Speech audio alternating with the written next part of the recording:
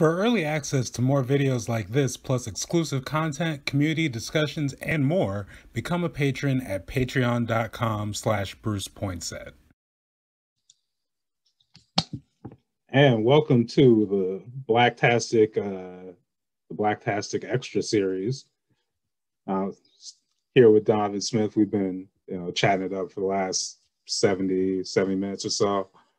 So one of the things we talked about that's kind of been like the impetus really for this series is trying to break down these artificial barriers between Black people in Oregon. We live in a state, again, that literally the foundation is, genocide of indigenous people, the only state that allowed or like had in the laws that, Black people couldn't settle here. So, when it comes to like the exclusion, when it comes to trying to like separate us and kind of really make it known that we're not welcome here, that's in the foundation, that's in the soil of the state. And part of, you talk about like we have sort of like small, at least relatively compared to the rest of the country, kind of like little epicenters of Black life, but a lot of us are like spread out all throughout this state. And, in a lot of cases, there's a lot happening, which again, part of the reason for the series to kind of like highlight some of the awesome things happening in these places in the state outside of Portland that you don't hear about, but also that, we get isolated and it makes it easier for just like, whether it's, white supremacists specifically or just white supremacist society and like these structures to really just like eat us alive out here in various different ways. Some, the obvious trauma, like, the murder of Aiden Ellison out in Ashland. But then, as we're talking about just earlier, the even just like the little police stops and just the small little like microaggressions that happen all the time that are just like literally picking at our identity. So, we have these opportunities to kind of like connect with each other and start breaking down these things because we have so much like shared struggle, even across like whether it's, artificial geographic barriers, even across some economic barriers. I know it's the term is like like I recognize myself, like I grew up in Lake Oswego, I grew up with a decent amount of privilege, but there are plenty of like, I look and say in the, I guess tradition of Black activism and whatnot, there's been a role for like the bourgeoisie of us to be involved too. And how do we connect those things? So to that end, I kind of wanted to, just continue the conversation with you about kind of like just the importance, like, as you move through this journalism space, as you move through just doing this work and kind of like, doing stuff like, especially in these areas, in these like periphery areas, and kind of like, just kind of doing that work as far as building relationships and breaking down barriers. Yeah, I think it's like you're saying, there are like 90,000, I believe, Black people in Oregon. It's not a lot of people. It really isn't. Like for some places, this is barely the stuff that makes up a city in terms of like the amount of Black people. And so I think what happens, especially in the midst of a breakup, but it happens all the time in the city. It like tries to pit us against each other. It tries like to pit our faults up against each other, or like little things that really aren't that big, like you're saying, like but like what is that really when we don't even have collective wealth? Like what is that? Like, what is the distance between being bourgeoisie and being somebody on the corner slanging? In this city, in this state, and really the country, it's not a whole lot of distance between those things. And, you know, even in the context, the Red House is very heavy on my mind right now, so I'm repeating about it one more time. But if you think about this family that owned a home outright, and then a injury, like a family injury, is what caused them to have to take out a loan, and then get them into a predatory loan that is the foundation for what is happening in terms of this foreclosure. Like, it is these moments where, like, the moment something goes wrong can set you right back into a trajectory, you know, to like kill off your generations of family. It's just very hard to get your footing out here. And so for me, I think part of the conversation we're having before, I think having lived in Northeast and being out in the suburbs for a long time, at least for schooling, and seeing, like, being a part of that struggle of, like, some of the more micro parts of ways that things pick at you as well, and seeing my mom come from, like, more overt systematic ways of, like, destruction, and seeing her not become a lot of the things that would be the other side of what she's been through, and doing everything right, quote unquote, working a state job and trying to put me into an institution that would set us up differently, and then owning a home and still seeing those things destroyed ultimately by racism. I just know how deep this shit runs. It is so deep. It's deep when it doesn't mean to be. That's how the thing works. It just works. It is constant. It is everywhere. And so it's not lost on me. It's just not lost on me, the corners of the stuff. So I try not to get caught up in too much, like, purity of, like, how somebody needs to show up in order to be active, or too much of, like, you needing to have read or speak in a certain way in terms of, like, theory, or having known a certain amount of these histories to be able to be active. Because that's not real in terms of our community, you know, like, it's not what's happening. I think we have to hold each other way tighter than that. And yeah, there's just so many nuances. Like, I don't know, I'm trying to be, you know, mindful, but, like, I talk about my cousin a lot, you know, like, in terms of her experience, like, being, like, the child of busing, you know, like, my mom and my uncle were bussed out from Northeast Portland. My uncle was in Tigard High School with my mom and met my cousin's mom, who was a white girl, and had, you know, eventually had my cousin, who had to do the schooling system in the Tigard Tualatin High School district. And just her experience with, like, racism I didn't even experience being at the private school I was in the suburbs, excuse me, and seeing how deep that was going, like, and even doing a story about when the racism was showing up at some point, and seeing the school trying to tell me to not do the story, that it essentially was something that just needed to quietly go away. That was the best way to handle it. You know, but knowing her story is not the Northeast Portland story.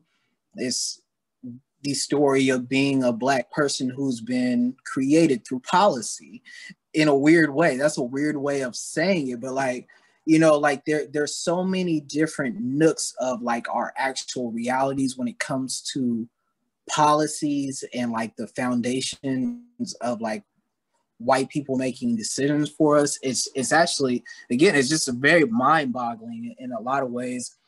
It's part of why I made that status a couple days ago on Facebook. It wasn't even me necessarily, though I'm not completely unmarried from the idea, but like, what would it look like for Black and Indigenous people to set the rest of the tone for the state? Just imagine it. Like, it would be so completely a different way of being, because it's foundationally just a different way of existing.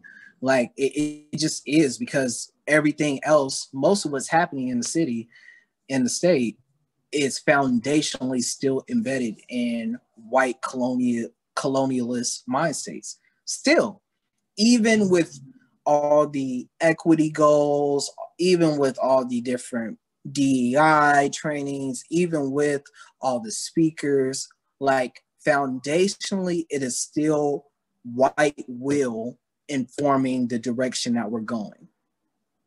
It just is. Even with tribal liaisons, even with, like, it is still foundationally white will controlling the state.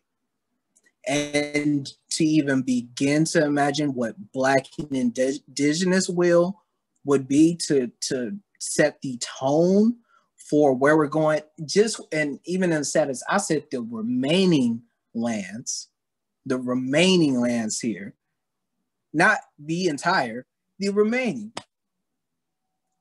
It just is so different, and I don't even know what different would fully mean. And I don't think white people knew that Portland and Oregon would look like this when they said, we're not going to let Black people live here, and you're not going to own nothing. You're not going to marry our women either. But this is the end result of white will. And knowing the work that has been done for people to resist and create spaces at every juncture of our existence in this state alone, where we were, like you said, we weren't even supposed to be. It's the only state that explicit was like, get out of here. And knowing that goes as far back as before it was even called Oregon, and York being here, and York being somebody who was so, at least in documentation, so loved, and still, even at the end of what he did here and helping the quest to come to Oregon. Most documentation shows he didn't get anything really. Knowing that even before it was Oregon, it was just a territory that was being explored, knowing that it is so foundational. But knowing that nonetheless, people came here, stewarded this land, people built families out here, people have resisted, people have created institutions, even if you trickle it on down to the Black Panthers, creating models around dentistry and feeding children that are still used for the masses today. And I'm talking about the Portland chapter. Like, imagine if Black will was enforced in this state. Imagine if Indigenous will was enforced in this state. We'd be better off collectively. Is the core of what I was trying to get at with that status. I believe that. I think it in terms of the country. Oh my God, can you imagine if like every bit of planning was just halted and said, land back, and we're going to have Indigenous tribes to this land, and Black folks control the remaining future of this country, and not just the Black people we're paying like to do what we want them to do.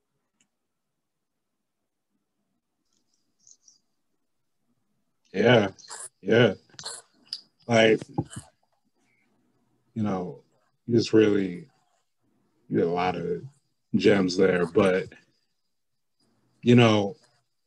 you talk about how people, yeah, it's kind of like this consultant, this consultant state where, and I think that kind of gets back to just like the roots of this state as far as like how we're even set up against each other, because you just got, you have so many people who buy into, the Highlander mindset. There can only be one Black person. There can only be one Indigenous person here. There can only be one Latinx person here. And they all got to work in DEI for some reason. Like, and people, it always is weird to me how many like of us buy into that, as if we like, I know some people maybe are a little more naive, more optimistic, maybe that, they believe in people, but it's like, you're a grown adult. you can't you can't be 50 years old and not get this game. And even if that's the case, at what point, if you're 50 and still buying into the divide and conquer, and you're still playing into this, like, I'm going to undercut other people in the name of, like, I just want to impress these white people, or I just want to, get as much of this money as I can from these white institutions. It's like, okay, well, and I'm working on this. I'm trying to figure out better ways than just like, I want to just go to war with other Black people, But I also recognize that, like, in situations, especially like in the peripheries and these places outside of Portland, the state, it's like you get radicalized one way or the other. Like you're talking about, with your cousin going to like school out in Tigard, like, it's like you become either, and I've seen this even with just like interviewing students, interviewing people kind of in like in the same age range in different places out in the state, where it's like you either go full on like, I'm walking in the steps of the Panthers, or you become like Candace Owens. And it's like no in between in some cases. But like it, and you think like it's bad enough with, again, it's one thing to see it kind of like with younger people and you worry, you try and like intervene and be like, look,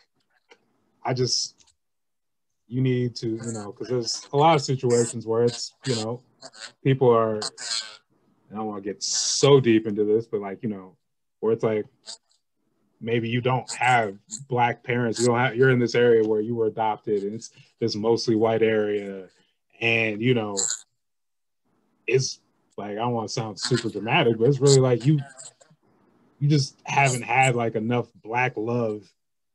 You have not seen and experienced enough Black love in your life, and you go this other way and you want to like, you want to intervene and just be like, maybe you didn't realize this was a possibility, but,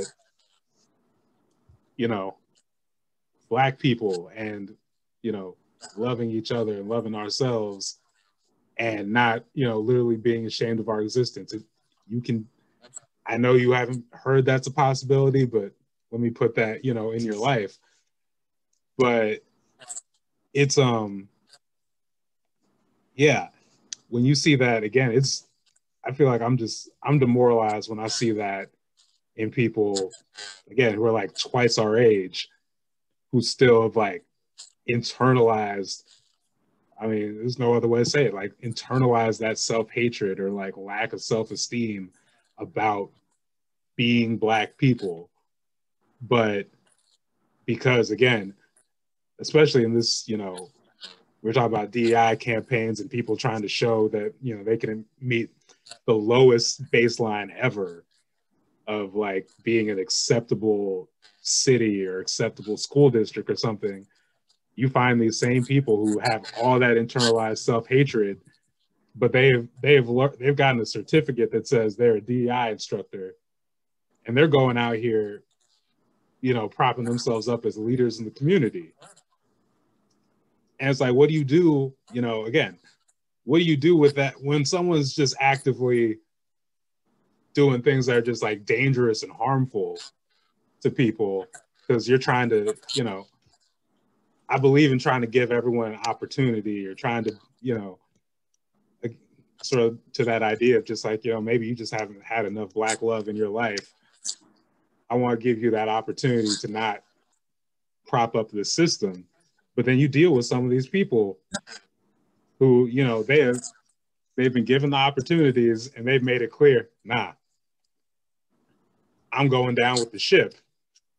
Or, you know, I'm jumping it. Like, man, I need a cartoonist, man. I need an animation person, because I just want to have a drop every time where I'm just like, I want to do like news stories and just have someone just jumping like Superman in front of the bus every time. But I'm ranting out on here anyway. The point being, you know, I think what's been kind of cool to see in recent years, it's been happening since before, you know, you talk about the Portland Panthers, this Eugene, you know, Black Panther Party, like, and just one, trying to connect with people, like, learn this history that, you know, it's like, I don't know all this history, so it's good, you know, it's good for us, but then showing it out to other people and showing them these opportunities and these possibilities. And a lot of these people who are still around and you can still talk to and connect with, like, it may not, and especially like you said, there's like 90,000 of us.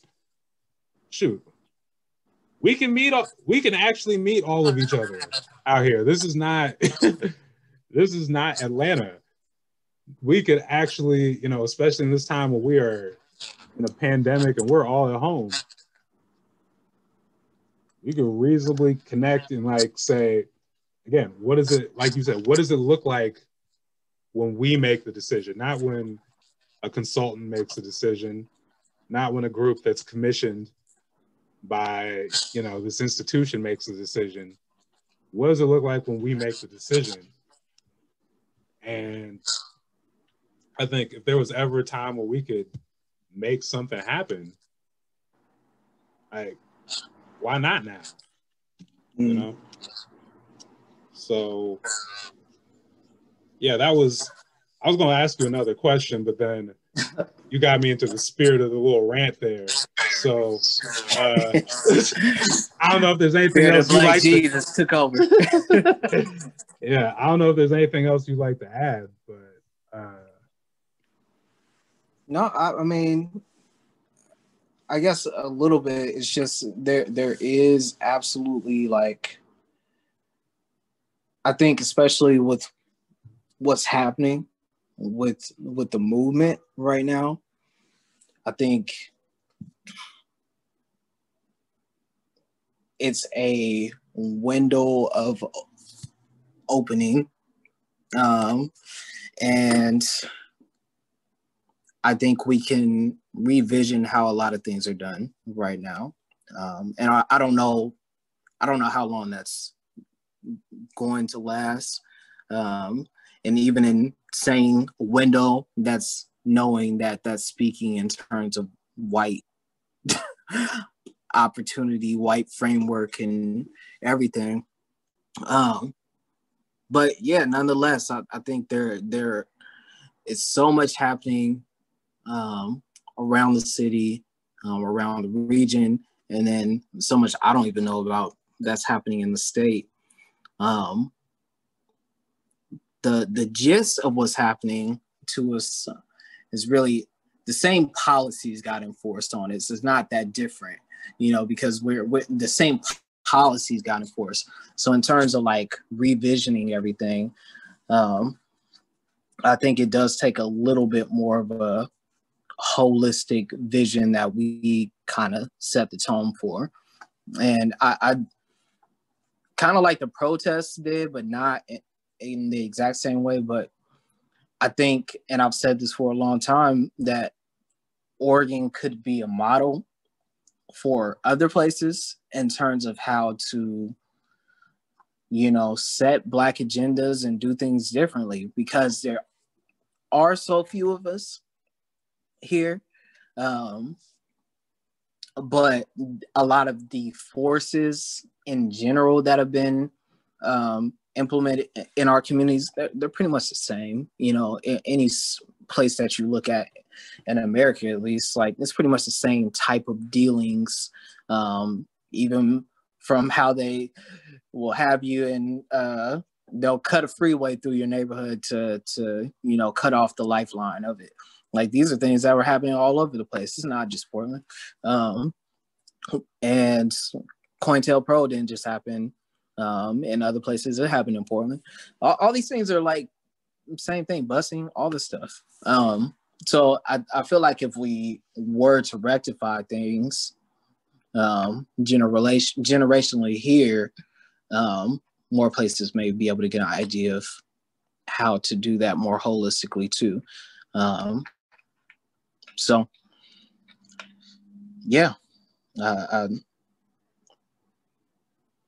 don't know if it will happen, but I think there is an opportunity there. And it doesn't need to look like Kumbaya either. I think that's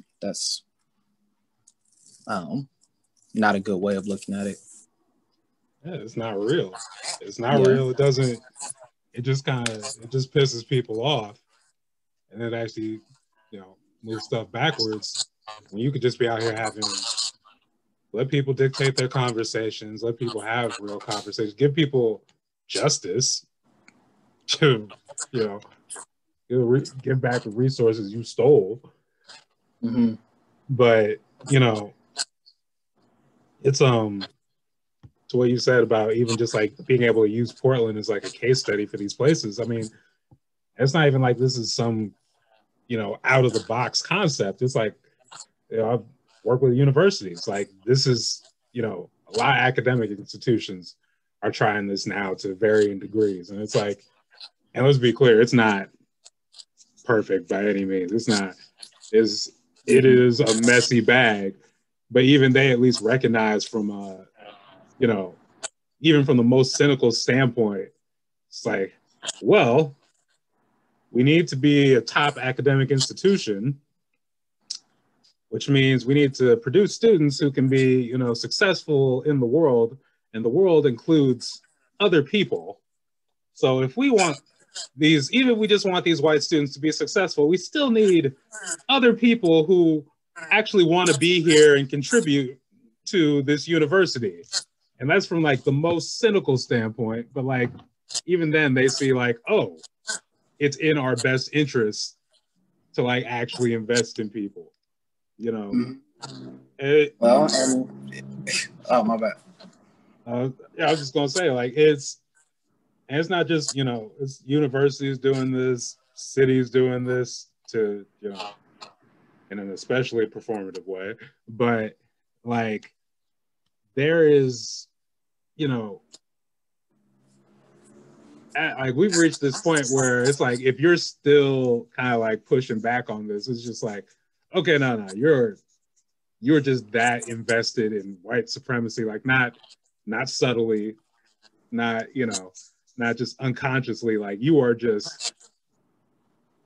planted your flag in here, you are trying to maintain this. And, you know, I don't know. Again, we're in this, you know, in this critical moment where this is something else I wanted to say, but I'll say this instead. A lot of people have exposed who they are. A lot of people have shown you, you know, because everyone's like, well, what would you have done if you were there in the civil rights movement? You know, the old cliche. It's like, nah, we know right now. We're watching right now. And there's a lot of people who I want to do my part to make sure we don't forget what they showed us. You know what I mean?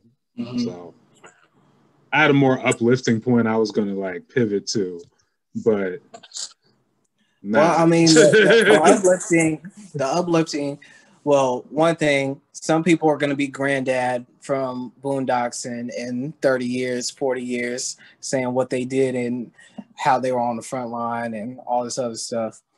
But man, Jim Clyburn already is. Anyways, I'm going to mute myself. Yeah. But I think, some of the things that have happened in terms of mutual aid and all that stuff, like people mobilizing, Black women getting housed for the first time in years, getting their own apartments and stuff, like things like that. Those things are examples of what could be if we actually started mobilizing and taking care of each other. And this is in this very small microcosm of what's happening. And then, like, even for the people who think they're doing good, people who like to think of themselves as good, a la people like the mayor, who can loan himself $150,000. And I know I've named Ted a couple times in this interview, but I think it's kind of like, when we're really talking about state forces and our realities, mayor is a good proxy for everything. So somebody being able to loan themselves $150,000 for a campaign where he technically lost, because he comes from generations of timber wealth and is able to do that, and then ultimately espouse a lot of equity and DEI, and even hire some Black people, the most diverse staff that's ever been in the mayor's office, but ultimately still inflict his white will when he's upset that people are trying to protect themselves in ways that he doesn't agree with.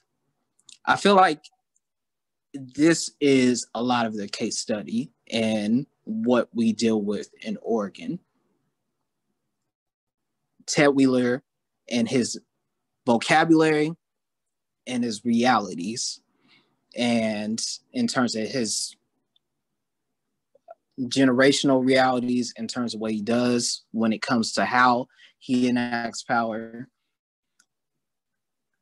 because there is a lot of DEI talk out here, but how it actually is realized in the fabric of everything, it's very different. It doesn't ultimately change the dynamics of things. So, but the most inspiring thing that is happening in the midst of it is how people are actually taking care of each other, and people are trying to mobilize and take care of each other. It's just interesting, and it's very Oregon.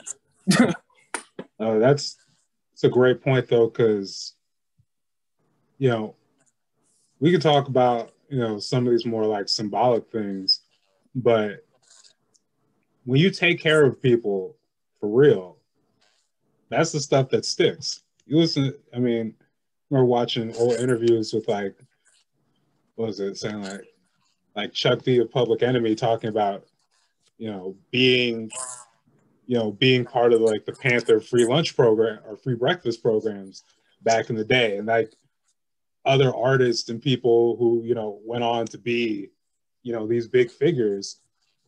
But it's not an accident. Like, the Panthers were actually like literally feeding them, and that's, like you said, that's one of the beauties of this moment now. We're talking about mutual aid. We're talking about, some of these, like I said, like a direct action at the Red House right now, where you're watching people show up for people in these tangible ways, in these ways that it's like, okay, you really, like, you got me. I was in a real bad situation. You had me. That sticks. Is just like a, we're talking about organizing. We're talking about like building stuff generationally, because the same way, you remember, like, that person fed me when I was hungry. That person supported me. That person helped me get housing. The flip side, of course, is I remember that person giving me this big speech about, how they're working on their unconscious bias, or how, they are, they're trying to do the work, and they went to this reading group, but they didn't do a goddamn thing when things actually happened.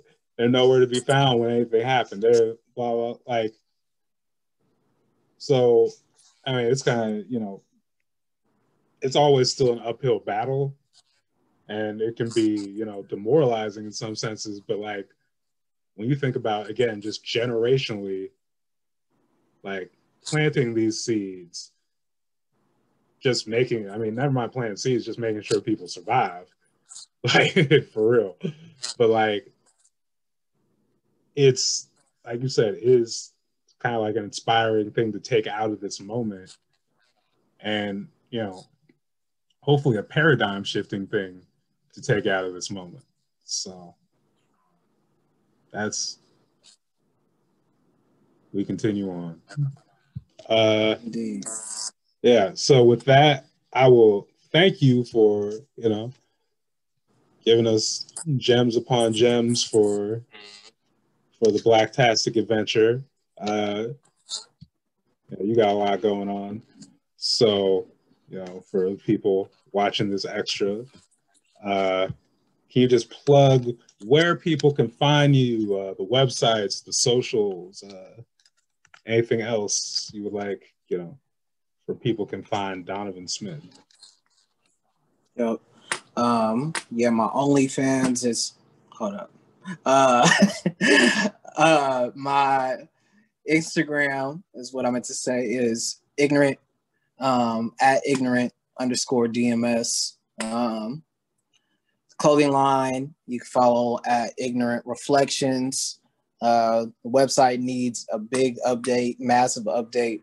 But depending on when you're watching it, check out www.ignorantreflections.bigcartel.com. And for more arts and kind of like civic engagement type stuff, you can follow Gentrification is Weird on Instagram, just all one word. And yeah, if you're trying to get plugged into the NAACP stuff, not that that's a platform I'm responsible for ultimately, but you can check out pdxnaacp.org. Yeah. And there you have it. This has been the Blacktastic Adventure. I don't have a good sign off yet, but tune in the next episode. And I want to thank Donovan again for taking the time to, you know, like I said, just share a lot of insights, a lot of knowledge with us. So with that, take care, everyone, and sign off.